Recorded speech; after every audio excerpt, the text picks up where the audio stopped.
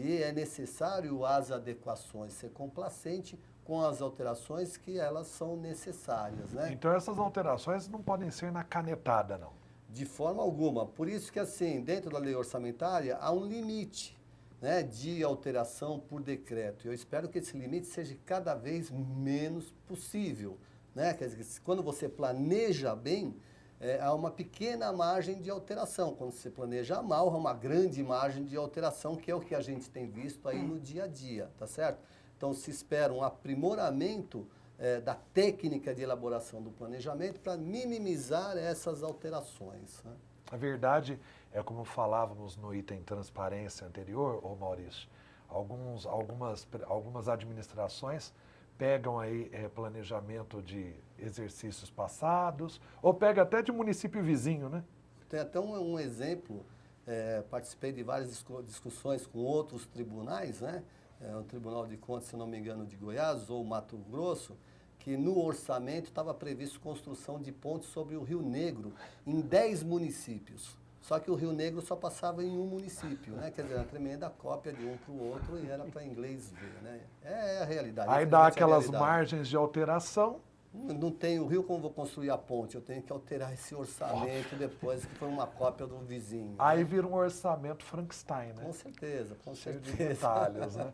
Olha, certeza. algum PC, algum comentário a respeito? Eu tenho alguns slides aqui, falando exatamente dessa inviabilização, né? O que inviabiliza as propostas aí no plano do PPA. Então, o Maurício comentou que são as dependências do município em relação às transferências constitucionais. Muitas vezes elas não acontecem ou atrasam e comprometem a execução do planejamento. Atualmente está acontecendo muito em relação ao retardamento da liberação das verbas aí de recursos da saúde, do governo federal, também compromete aí a questão do planejamento, a sua execução, a sua implementação. Muitas vezes há insuficiência de recursos financeiros que ela vai inviabilizar, né, a realização das metas pactuadas do PPA.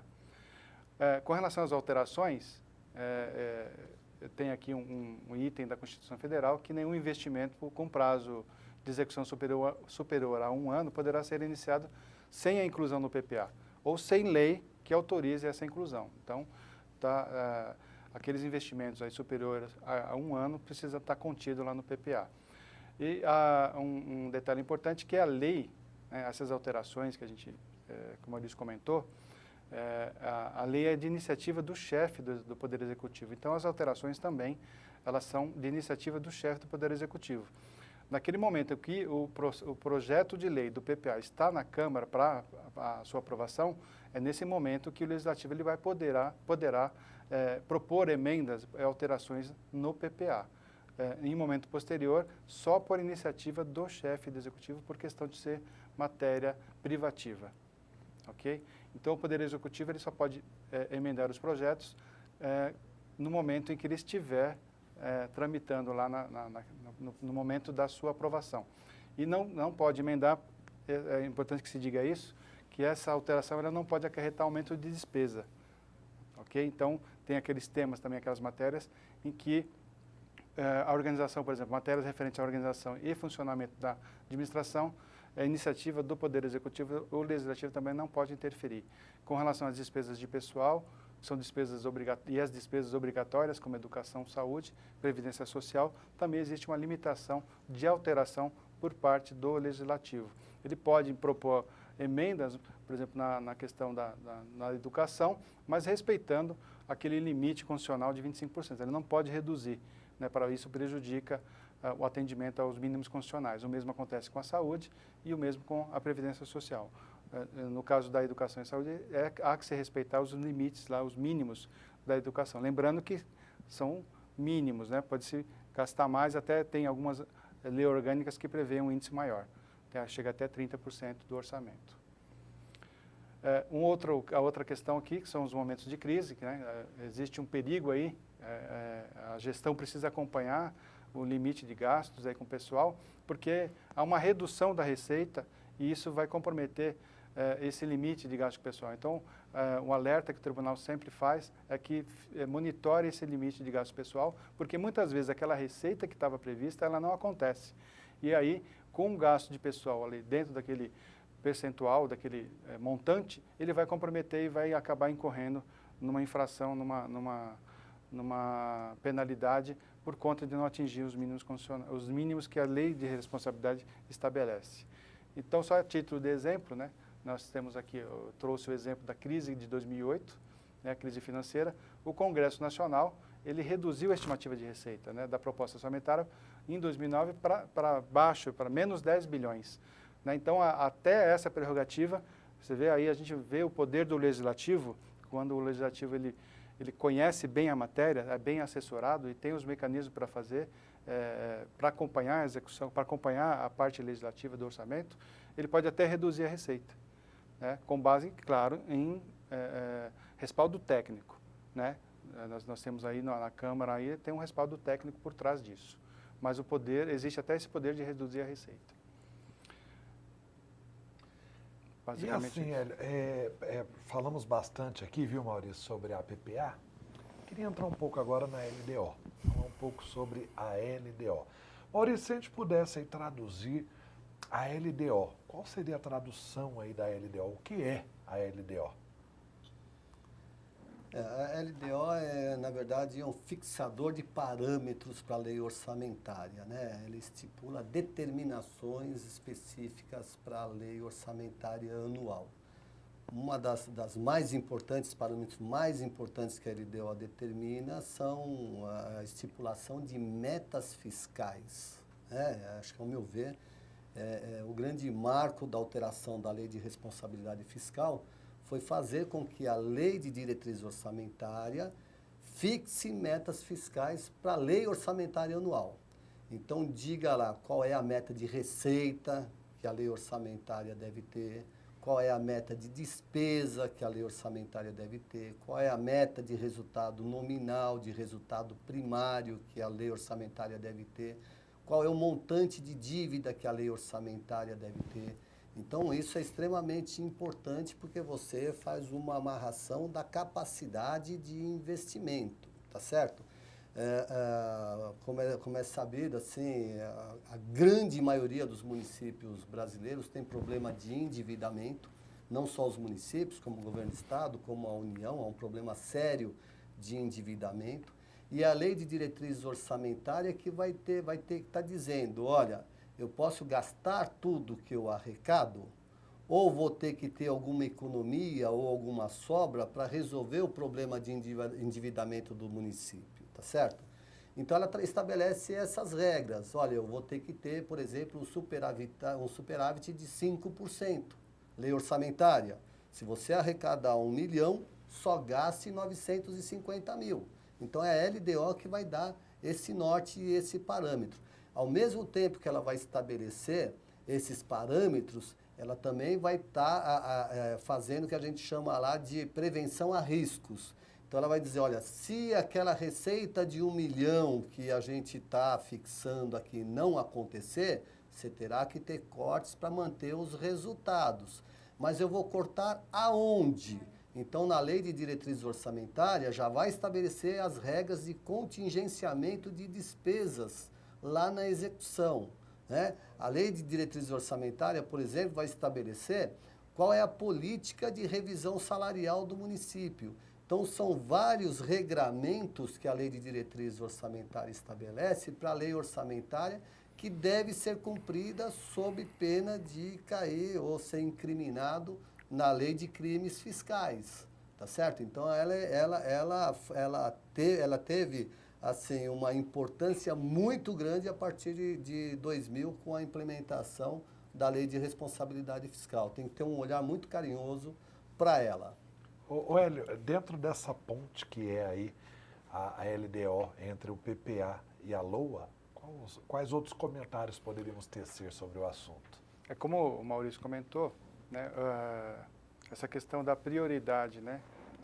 O PPA ele define o plano de governo, o plano de metas para 4 anos. O que a LDO faz? A LDO, dentro daquele universo de programas, dentro daquele universo de ações que se pretende implementar, ele vai selecionar aquelas que o governo considera prioritárias. Não dá para realizar todo o plano em um único exercício. Então, a administração escolhe aqueles que são prioritários e vai executar no primeiro ano essas ações prioritárias, esses programas que são considerados aos olhos da administração, aquilo que vem primeiro. Posteriormente, essa escala ela prossegue no segundo ano, no terceiro ano e assim por diante. Então, a LDO ela vem exatamente, a ponte é exatamente nesse sentido. Ela vai afunilar e vai escolher alguns programas que vão ser executados no ano seguinte. E vão ser executados, quem traz, a LDO não tem o poder de transformar aquilo que está previsto no PPA em realização. Quem faz isso é a LOA. Então, a LDO ela é a ponte, ela traz as diretrizes, ela traz as regras do jogo, né? O que você vai definir no próximo ano. Então, ela acontece também em todos os anos. Né? Então, a cada ano do PPA, você tem uma correspondente lei de diretrizes orçamentárias e, por conseguinte, uma lei orçamentária anual. Nós temos os prazos aqui da LDO, que, no caso, a gente está seguindo aqui a Constituição do Estado de São Paulo, que é até 30/4, ele tem que ser encaminhado à Câmara, e retornando até 17/7. Como eu comentei anteriormente, a lei orgânica do município ela pode alterar esses prazos para fazer uma adequação no primeiro ano. A lei de diretrizes orçamentárias, como eu comentei, tem essa conexão entre o PPA a longo prazo e o curto prazo, e orienta a elaboração da lei orçamentária anual. As despesas de capital para o exercício financeiro subsequente fixam, né, subsequentemente, fixam as metas e prioridades da administração. Então, as despesas de capital precisam estar contidas lá na LDO. As despesas de capital que vão ser executadas no exercício seguinte. Dispõe sobre alteração da legislação tributária, com a previsão de novos tributos e alterações de alíquotas.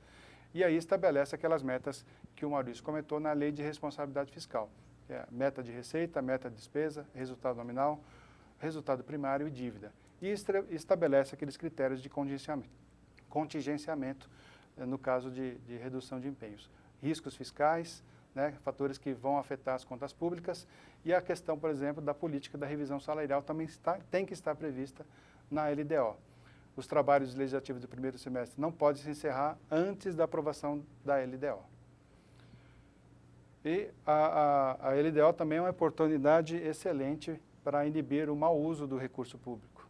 Não sei se o Maurício gostaria de comentar sobre esse assunto, né, que é importante para a questão da definição do mau uso. A gente vê muitos exemplos de mau uso. Estabelece alguns limites. Limites, né? Estabelece algumas regras, porque às vezes a gente percebe que há abusos da administração. Então, a LDO tem essa capacidade de reduzir. Você poderia citar alguns exemplos? Temos uns exemplos ali, limites, né? O Maurício pode também comentar com a sua experiência que ele tem, com a experiência que ele tem, né? Que é aquela definir, por exemplo, gastos, as regras para a questão da publicidade, né? E propaganda. É preciso diferenciar uma coisa da outra, né? Publicidade tem a ver com o entendimento e propaganda é outra coisa. Então, tem que se distinguir, mesmo porque nós temos uma legislação que prevê um limite de gastos, né, com propaganda. E a questão também de separar os precatórios judiciais, que precisa ter um acompanhamento, um olhar mais detalhado. E, por exemplo, para definir os valores de adiantamento a servidores. São exemplos que eu posso citar.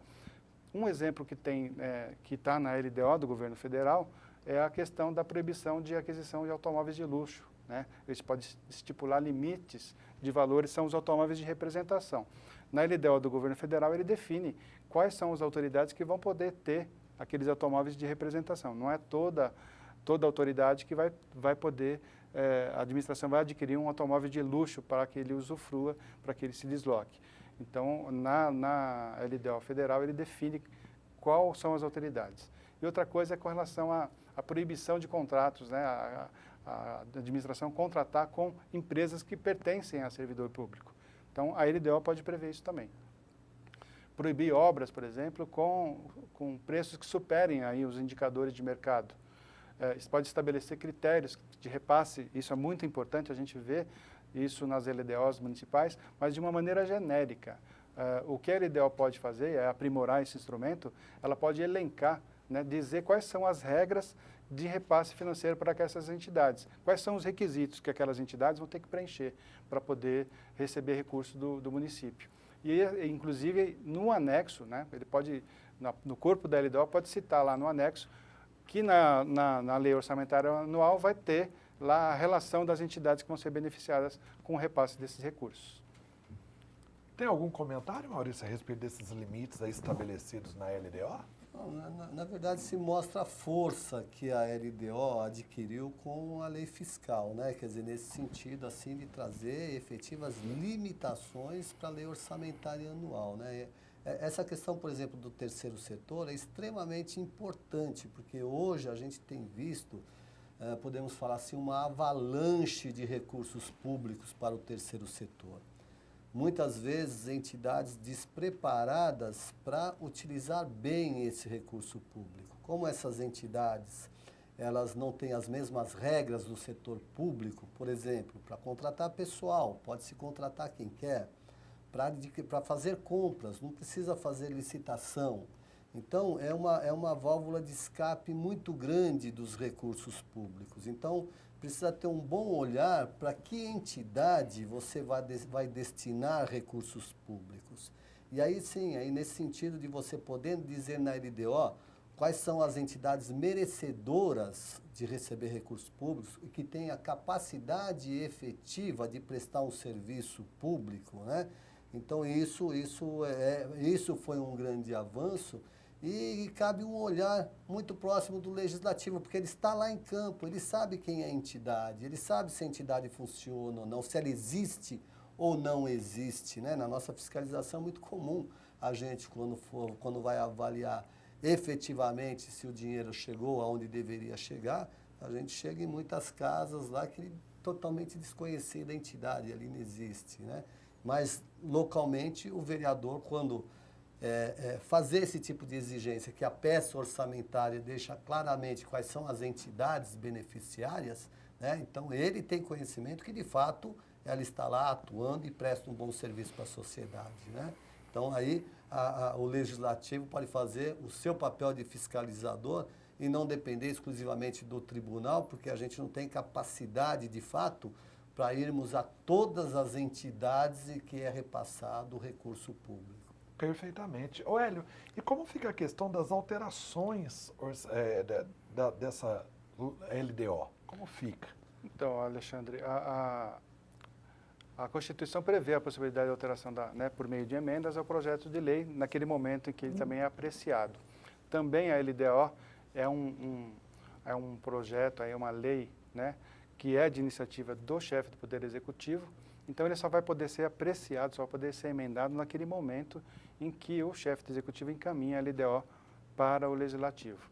E essas emendas, né, elas podem ocorrer desde que sejam compatíveis com o plano plurianual. Então, se existe determinado programa no PPA, na LDO ela não pode criar um programa ou definir um programa que não está previsto no PPA. Outra coisa com relação interessante isso, né, que é o limite, exatamente o limite. Isso acontece no governo do Estado de São Paulo, acontece no governo federal, que é o limite de autorização prévia e genérica para a realização de transposições, remanejamentos ou transferências. Nós temos aí um limite aceitável, existe uma margem de 10% a 20%, né? O que a gente entende, o que o tribunal entende é que essa liberalidade, quando muito excessiva, ela descaracteriza a peça orçamentária e aí perde o sentido, a questão do planejamento. E o poder, né, o poder legislativo, quando ele poderia exatamente estar atuando, que é um dos fatores aí, uma das atuações mais importantes desse poder, exatamente quando ele vai avaliar e vai avalizar se essas peças orçamentárias, se a LDO está dentro da proposta lá do PPA, e ele transferir, né, através dessa autorização genérica, como muitos falaram aqui, o cheque em branco, quer dizer, transferiu, abdicou do poder de avaliar se aquela política, se aquele programa realmente vai trazer algum benefício e questionar o executivo cumprindo o seu papel perante o seu eleitorado. Então nós vamos fazer o seguinte, Hélio, nós vamos falar da LOA. É o último desse sistema orçamentário, a última peça que nós vamos tratar aqui nessa aula. E nós vamos fazer o seguinte, você já vai preparando aí suas perguntas, que assim que nós terminarmos a LOA, vamos entrar aí nas perguntas. Você pode tanto fazer as perguntas através do seu polo, ou você pode enviar as perguntas para o fundap.vc, fundap.sp.gov.br. Ô Maurício, o que nós poderíamos falar sobre a LOA? Quais os comentários que podemos tecer sobre a LOA, que é a ponta ali, né? A ponta ali do iceberg, que é visto por todo mundo. O que podemos falar sobre a LOA? Na verdade, a lei orçamentária é a materialização mesmo dos sonhos, não podemos dizer assim, né? Através da lei orçamentária, com a concessão dos créditos orçamentários para cada programa, para cada ação governamental, é ali que realmente vai se dar o potencial para se atingir os resultados efetivos, né?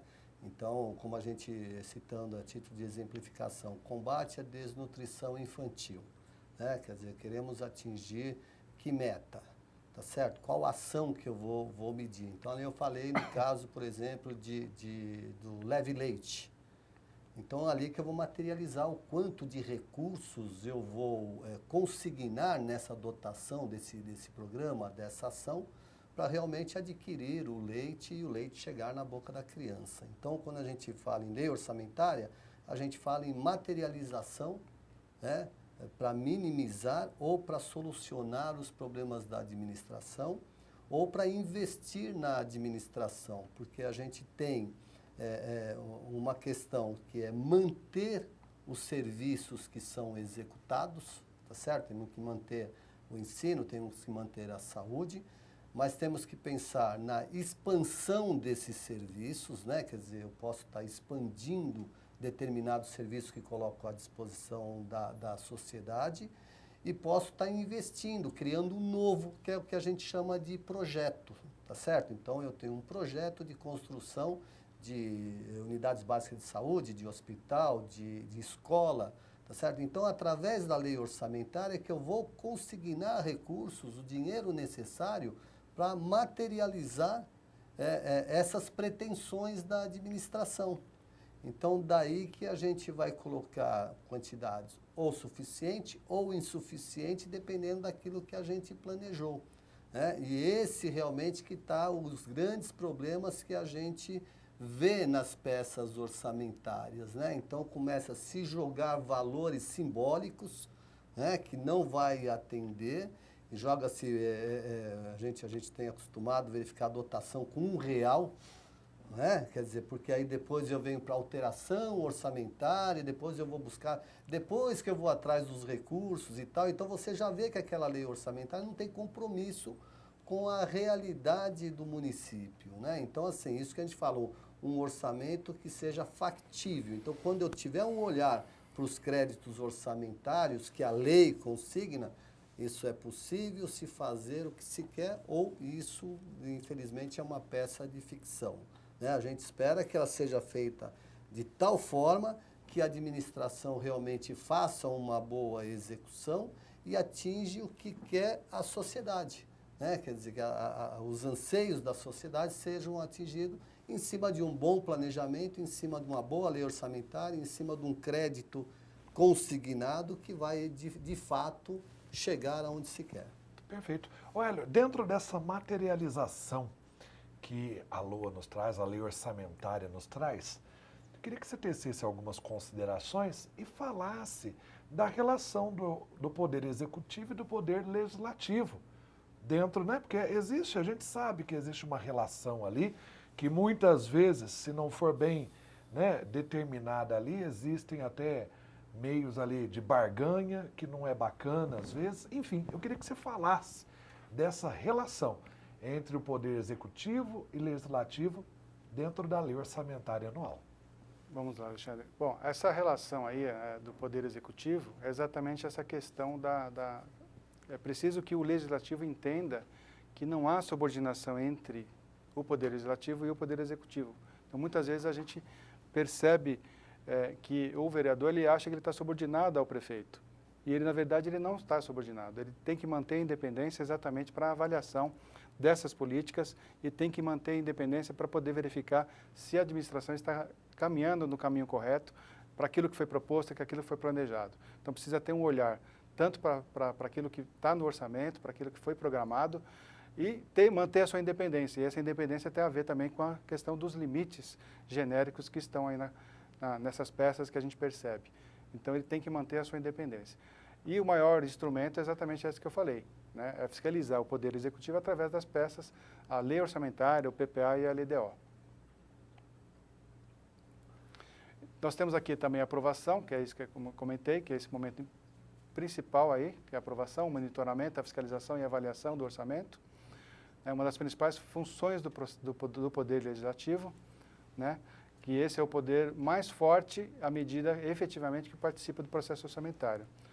E a canalização, né, das demandas que são feitas pela sociedade, encaminhadas ao Legislativo e que deveriam ser, algumas questões que são encaminhadas ao Legislativo e que deveriam ser dirigidas ao Executivo. Então, essa relação é que a gente precisa tomar cuidado, tá? É isso, Alexandre. Perfeitamente. Então, alguma consideração, Maurício, a respeito dessa relação do Executivo e Legislativo aí tão importante? Eu vou falar de uma observação que eu tenho feito para fiscalização.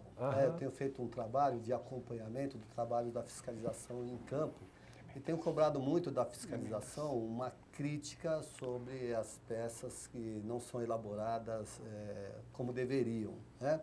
E tenho chamado a atenção da fiscalização para ela fazer uma crítica tanto na prefeitura que elabora, quanto na prefeitura que aprova essas peças, né? Então, assim, cada um tem o seu papel nesse processo, né? O executivo de dizer suas demandas, de elaborar as peças, e o legislativo de aprovar, e às vezes aprovando coisas absurdas, como a gente tem visto. Então, ele tem uma grande responsabilidade por uma péssima execução, porque ele aprovou aquele orçamento daquela forma, né? E da quantidade de medidas e alterações de peças de planejamento, ele é conivente nesse processo, porque assim, não é uma peça feita de forma isolada, é um trabalho conjunto, e ele tem essa responsabilidade conjunta sobre essa peça. Quando eu voltei nas questões lá das metas fiscais lá, a maioria, eu diria que mais de 90% dos orçamentos que eu avalio, eu digo que eu avalio 644 municípios do estado.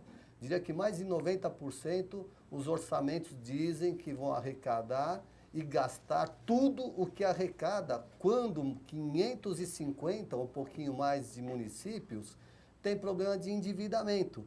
Então, quando se manda gastar tudo, como que eu resolvo o problema do endividamento? E quem aprova isso? Quem aprova é a Câmara. A Câmara está aprovando a gastar tudo sem levar em conta o rombo financeiro que está ocorrendo no município. Então, a ligação, né, e a responsabilidade é grande do Poder Legislativo sobre isso que ele aprova. Às vezes aprova de olhos fechados, às vezes aprova por desconhecer o que se passa no órgão, e isso é uma coisa que precisa acabar, né? A responsabilidade tem que ser cobrada dos dois, e isso eu tenho pedido para a minha fiscalização.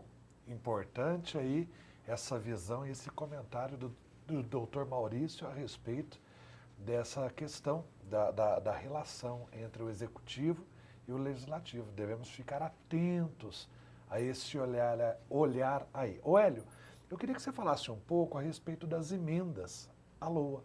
Como que é feito? Pode, não pode? Como se dá isso? Vamos lá, Alexandre. Nós temos aqui mais uma tela, né? As emendas, da mesma forma que a anterior, né? Anteriormente nós verificamos, eles precisam ser compatíveis com o PPA, com o Plano Plurianual e a Lei de Diretrizes Orçamentárias. Precisa indicar os recursos necessários, né? Nessas emendas é preciso que sejam indicados os recursos admitidos, apenas tem que ser aqueles provenientes da anulação de despesa e excluídas as que incidam sobre as dotações para pessoal, como eu comentei anteriormente, seus encargos, serviços da dívida, as transferências tributárias condicionais para estados, municípios e Distrito Federal, ou sejam aquelas relacionadas, que sejam aquelas relacionadas com correção de erros e omissões, ou dispositivos do texto do projeto de lei. Uma vez aprovada e sancionada e publicada a LOA, suas alterações somente vão poder ocorrer de duas formas: por meio das autorizações dadas pelos parlamentares, ao Poder Executivo, no próprio texto da LOA, ou, no caso aí, é importante que se entenda, que esses são para realização para pequenos ajustes na programação. Então, não pode ser grandes ajustes. Muitas vezes se entende que aquela autorização prévia é para mudar todo o orçamento, e não é essa a ideia. Nós temos aqui os créditos adicionais, que são as autorizações, um dos mecanismos para modificar, para realizar essa autorização na LOA, e que serve muitas vezes para aquelas despesas que não estavam computadas anteriormente ou que têm a dotação insuficiente. E são 3 instrumentos, são 3 tipos de créditos adicionais. São os créditos suplementares, que visam reforçar a dotação orçamentária, a despesa já existe e eu preciso fazer um complemento, né? Aquela previsão inicial, ela não comportou, né, para que aquela ação, para aquele projeto, para aquele programa fosse adiante e precisou se complementar. Então, é uma dotação que já existia. E tem os créditos especiais, que visam incluir uma dotação nova, né? É uma despesa nova que não foi incluída na LOA. E os créditos extraordinários, que são aqueles que visam atender aquelas despesas imprevisíveis, né, que não foi possível prever quando da elaboração do planejamento.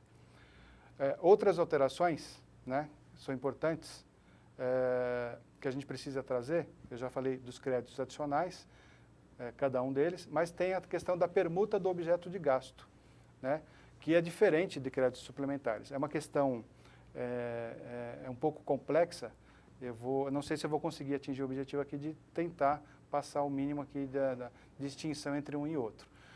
O que se entende de créditos adicionais é que ele não vai modificar o rumo de governo, a programação inicial prevista nesse planejamento. Já a permuta aqui, o remanejamento, a transposição e a transferência, ele tem essa característica, descontinuar, né, mudar as diretrizes, mudar as prioridades do governo e alocar em outras programações. Então, descontinua um programa para substituir por outro programa. Isso não é característica de crédito adicional, né? O crédito adicional que nós vimos, ele vai realizar pequenas alterações nas dotações, né? Não vai alterar rumo das ações. Então, basicamente, nós temos aqui o remanejamento sendo uma transferência de dotação de um órgão para o outro. Então, determinado órgão é extinto e aquela dotação ela passa é transferida para outro órgão, é remanejada para outro órgão. A transposição é a mudança programática, né? Ele entra dentro do mesmo órgão, mas tem uma mudança de programa. E a transferência é a mudança de categoria econômica. Dentro de um mesmo programa, dentro de um mesmo órgão, você substitui uma despesa de capital por uma despesa corrente ou vice-versa. É isso, Alexandre. Perfeitamente, Hélio. Então, olha, já foi dado aí o recado. As dúvidas que surgirem agora nós vamos tirar, ou aqui, ou depois da aula, né? Nós teremos aí os canais que você pode participar, mandar a sua pergunta. Inclusive, eu queria ver com o Maurício, o Hélio. Olha, o pessoal pode mandar pergunta para pós-aula. Vocês se comprometem a responder? Com certeza. Comprometam. Deixa um e-mail aí para o pessoal. Beleza, compromisso firmado aqui diante das câmeras.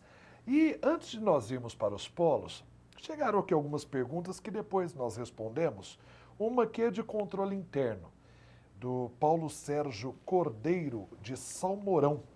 Essa pergunta eu respondo depois por e-mail. A gente bate um papo por e-mail e eu respondo essa questão. Outra também de controle interno, do Antônio Carlos. Ele faz uma pergunta sobre controle interno e eu respondo depois também por e-mail. Inclusive, todos vocês que têm dúvida sobre controle interno, sobre o federalismo, que foi a aula passada, você pode nos mandar por e-mail, pode continuar mandando. Surgiu a dúvida? Manda para a gente que a gente vai responder, tá bom?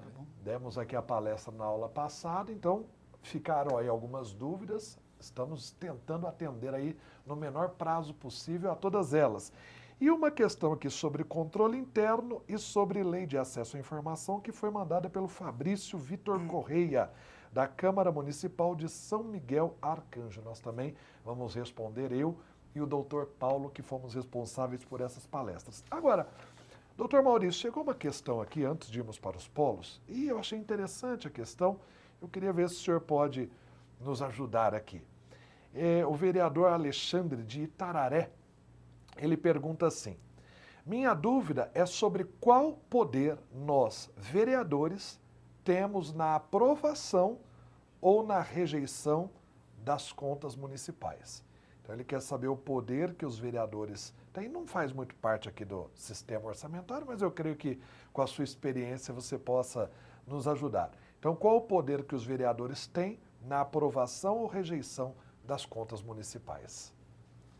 Bom, na verdade, a Constituição dá essa prerrogativa para o Legislativo julgar as contas do prefeito. Ele é o julgador das contas do prefeito. Nós, Tribunal de Contas, apenas emitimos um parecer sobre essas contas. É um parecer técnico em que a gente avalia diversos itens da administração, né?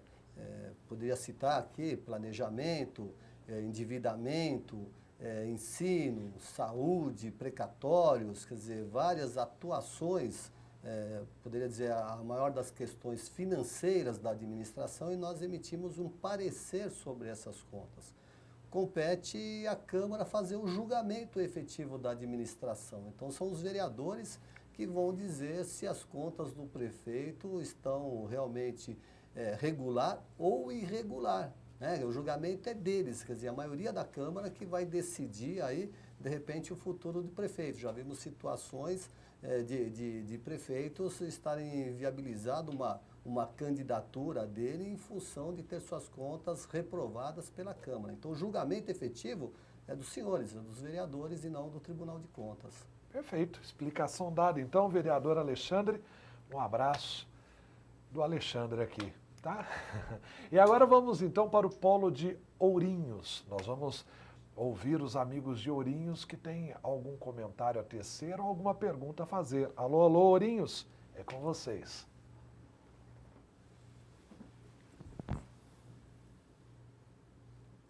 Doutor Hélio, eu teria muitas perguntas, Alexandre, para fazer, mas eu seria objetivo aqui em uma só. A questão do limite de remanejamento pode constar na lei orgânica do município? É só essa pergunta. Inácio, vereador, passa a palavra. Nobre vereador, muito obrigado pela sua participação. E aí, Hélio, como é que fica essa questão do remanejamento? Você, Maurício? Do meu ponto de vista, não sei se o Maurício concorda, acho que na lei orgânica não é o instrumento apropriado. Aí. Acho que o instrumento apropriado é na LDO, mesmo porque é um instrumento de planejamento que ele vai ser revisto todo ano. Então, dentro de determinada período de governo, aquele percentual ele pode ter sido razoável, né? Mas no outro ano, no outro exercício, isso pode ser alterado. E a lei orçamentária, a lei orgânica, ela vai engessar demais essa situação, e acho que não é o propósito da lei orgânica, e sim nesses instrumentos de planejamento, que seria a LDO e a LOA. Perfeito. Maurício, algum comentário? Eu chamo uma atenção em relação ao remanejamento, né? Remanejamento, assim, você está descaracterizando aquilo que já foi previamente discutido com a sociedade através de audiências públicas, aquilo que já foi aprovado pelo Legislativo. Então, remanejar é tirar dinheiro de determinado programa para outro programa. Se não vai afetar as metas, é uma questão. Agora, vamos dizer uma coisa, eu vou tirar recursos da saúde e vou remanejar para o ensino. Né? Quer dizer, lá na saúde eu já tinha pactuado com minha sociedade, queria construir uma unidade básica. Eu já tinha tido a aprovação do Legislativo para construir aquela unidade básica. E o prefeito, por um simples decreto, ele pode falar, não vou mais construir a unidade básica e vou fazer outra coisa com esse recurso. Não é uma coisa sem sentido, não é uma coisa descabida. Não caberia novamente uma rediscussão, daí o orçamento ser flexível para fazer as alterações. Mas, ao meu ver, ele tem que percorrer novamente os caminhos, chamar novamente para uma audiência pública, né? Passar novamente para o crivo do Legislativo, ter uma nova lei para fazer o remanejamento. Eu não pactuo muito com essa questão de você, depois de discutir o planejamento, tornar ele totalmente flexível para o prefeito fazer o que bem entender. Por isso que eu digo que os limites de alteração orçamentária consignado nas leis orçamentárias deve ser o mínimo possível. Porque se você planejou bem, estabeleceu as metas, discutiu com a sociedade, discutiu com o Legislativo, já se diz o que vai se fazer, não pode simplesmente o prefeito alterar o seu bel prazer. ok? Perfeitamente. Vamos agora para Taboão da Serra. Amigos de Taboão da Serra, os microfones democráticos estão abertos para vocês.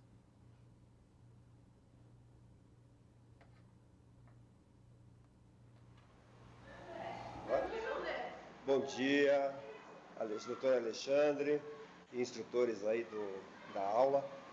Nós, aqui de Taboão da Serra, queremos agradecer o incentivo e a iniciativa desse curso, que particularmente a nós aqui de Taboão da Serra, que somos de 13 vereadores, 12 são vereadores novos. Então você vê a importância desse curso para nós vereadores e também para a equipe toda da Câmara Municipal.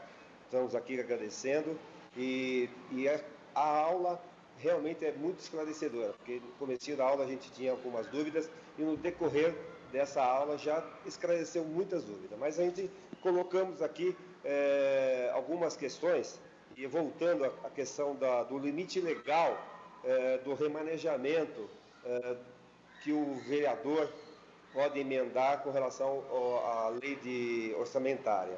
Gostaria que fosse mais um pouquinho fizesse repetindo essa parte aí que a gente quer deixar bem claro. E com relação à lei, as emendas, né, da LDO, a gente queria saber, porque é uma lei rígida, né? E sendo rígida, como que a gente pode fazer essas emendas, se possível, dando exemplos mais claros para a gente, porque é realmente uma lei muito rígida. E desde já, deixando o agradecimento e passo a palavra. Muito obrigado, nobre vereador. Então ficaram duas perguntas, Maurício e Hélio. A primeira pergunta é a questão do remanejamento. Se tem algum limite, algum percentual, como se dá isso dentro do tribunal? Bom, a gente estava conversando, enquanto essa pergunta estava sendo formulada, eu estava conversando aqui com o Maurício. O tribunal tem entendimento que essa margem de alteração ela tem que estar próxima do índice inflacionário, né, que seria razoável aí. Ele está margeando ali, 6%. Nós estamos 6%, né, seria 7%, seria razoável. Fora isso, eu acho que o tribunal entende que estaria extrapolando o razoável, né? Se a gente tivesse uma medida de razoabilidade, seria o índice inflacionário. Estaria então próximo ali, por isso que a gente cita aí 10%. No limite. Estourando. Aí, né? Estourando seria 10%. A outra pergunta é com relação à LDO. A LDO, essa que seria rigidez. A rigidez, na verdade, eu não vejo. A LDO define as regras do exercício seguinte, né? Ela pode ser emendada quando, isso, tem que ficar claro isso, naquele momento em que ele passa pelo crivo da Câmara, ele vai passar pela aprovação da Câmara, e aquele espaço, existe um espaço ali de proposta de emendas, né? Inclusive com relação a essa questão do limite, né? Nesse momento que vai se readequar. O prefeito ele traz lá um índice de 30%, de 40% de remanejamento ou readequação, aquelas alterações genéricas, e aí o legislativo vem e fala, não, prefeito, 40% é demais, nós fizemos um curso lá com a ajuda do Tribunal de Contas, ao VESP, e eles falaram que 10% é razoável. Então, eu acho que é essa a linha. Aí é nesse momento que o Legislativo ele vai atuar. Então, o prefeito às vezes vem com uma proposta de 30%, 40%, e o Legislativo ele vai vir e vai corrigir 100%, 100%, como o Maurício está comentando. E ele vem exatamente para falar, prefeito, 10% está bom, porque a gente tem a nossa atuação aí.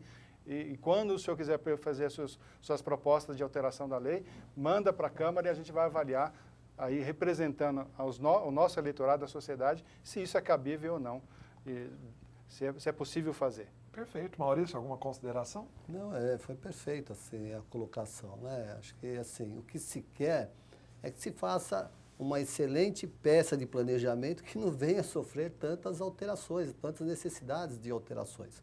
Então, esse processo de elaboração e aprovação tem que ser feito de tal forma que ele venha a uma perfeição para a execução, né? A gente não pode pensar em elaborar e aprovar, não, mas lá na frente vai ter alteração, já estamos errados, né? Quer dizer, a gente tem que fazer a coisa de tal forma que valha por um exercício, não é muito, é um exercício, né? tá certo? Quer dizer, como a gente idealiza assim, a nossa vida, né? Eu trabalho, vai dar para eu construir, vou comprar uma casa, um apartamento, ou comprar uma Ferrari que eu quero, tal. Não, o que dá de fato para eu avançar no ano que vem é isso, né? E é um orçamento de curtíssimo prazo. Se nem isso a gente está conseguindo fazer bem, aí fica complicado. Se eu fizer já uma peça pensando, me dá um percentual para alterar no ano que vem, então não precisa fazer planejamento.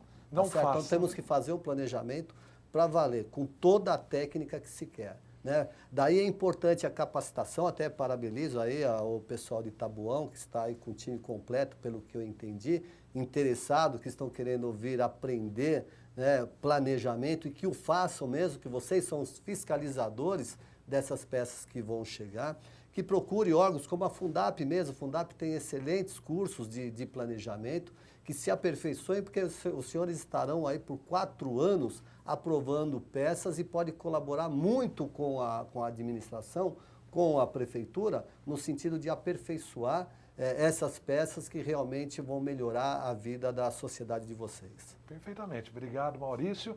E vamos para uma questão agora de Votorantim. Vamos abrir os microfones para os amigos de Votorantim. É com vocês.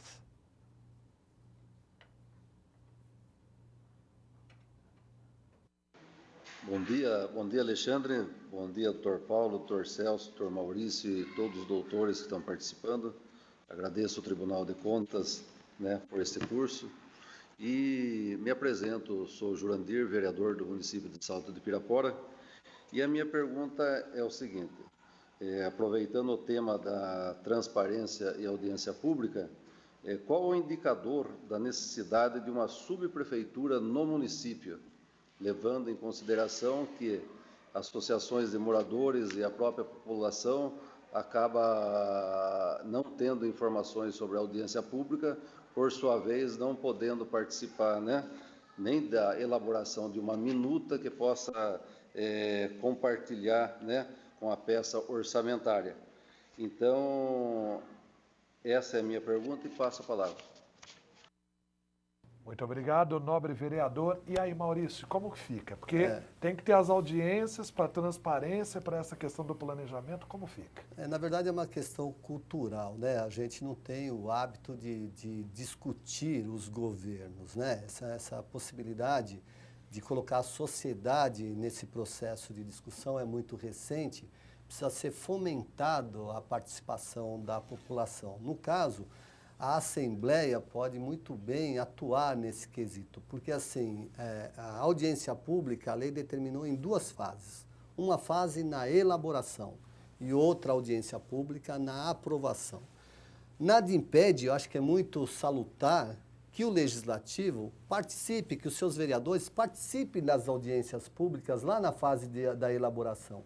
Ele vai estar defendendo os interesses da coletividade dele, daqueles que o elegeu, né? Então, ali ele sabe qual é a demanda do seu, vamos falar, o pessoal não gosta dessa palavra, mas o seu curral eleitoral, tá certo? Então, o seu curral eleitoral tem as suas demandas. E por que não o vereador não está junto com esse curral eleitoral nesse momento de elaboração das peças, para colocar os anseios e a necessidade dessa sua coletividade? E esse vereador, como ele é influente, como ele é a pessoa que representa a coletividade, por que ele não incentivar essa audiência pública, não fazer o chamamento, não participar desse processo, né? E não questionar a administração também por não fazer a ampla divulgação que se quer dessas audiências públicas. É uma mudança de cultura, né? Então aí cada um dentro da sua responsabilidade precisa melhorar e a gente precisa modificar isso e efetivamente incentivar a participação do povo nessas discussões. Perfeitamente. Olha, as horas não nos esperam mais, nós vamos ter que encerrar a nossa aula agora. Eu sei que tá gostoso, dá vontade de ficar mais, mas as horas nos chamam. E eu queria então convidar o doutor Maurício, agradecê-lo primeiramente pela sua ilustre participação aqui conosco, só abrilhantou, trazendo muito conhecimento, experiência para todos nós aqui. Eu estava mesmo, eu aqui assistindo, ouvindo, aprendi muito com a sua explanação nessa manhã, nesse dia, e muito obrigado e as suas considerações, doutor. Eu agradeço a oportunidade que me foi dada de estar aqui com vocês. É um assunto que eu gosto, né? Eu gosto muito do que faço. Já palestrei muito sobre o assunto, através do Aldesp já elaboramos manuais de PPA, LDO e lei orçamentária. Quem tiver interesse é só buscar na página do Tribunal de Contas, nós temos manuais específicos desse assunto. Me coloco à disposição, depois acredito que vocês passam o meu e-mail para um questionamento, para um bate-papo, né? E o que precisar da gente, a gente está aí para ajudar, né? E fico contente ao ver pela telinha que tem muita gente interessada no assunto e espero que isso se expanda e que busquem realmente capacitação para melhorar esse país. Muito obrigado. Mais uma vez, muito obrigado pela tua presença. E Hélio, também muito obrigado pela tua presença, mas você está em todas, né, Hélio? Você já esteve na primeira aula, hoje no dia 18, creio que você estará de volta também conosco no último dia dessa nossa parte do Tribunal de Contas, falando de planejamento aí e transparência. Mas, Hélio, muito obrigado pela tua presença também hoje, ilustre, com tanto conhecimento que nos trouxe aqui nessa manhã, e as suas considerações. Eu, Alexandre, só tenho a agradecer a oportunidade, né? Com certeza eu posso dizer que também estou me aprimorando, né? A gente, com as perguntas, com a participação do público, com a participação dos vereadores, dos nobres vereadores, das nobres vereadoras, dos assessores parlamentares, nós também aprendemos muito, né? E eu quero aqui fazer um pedido, né, para que vocês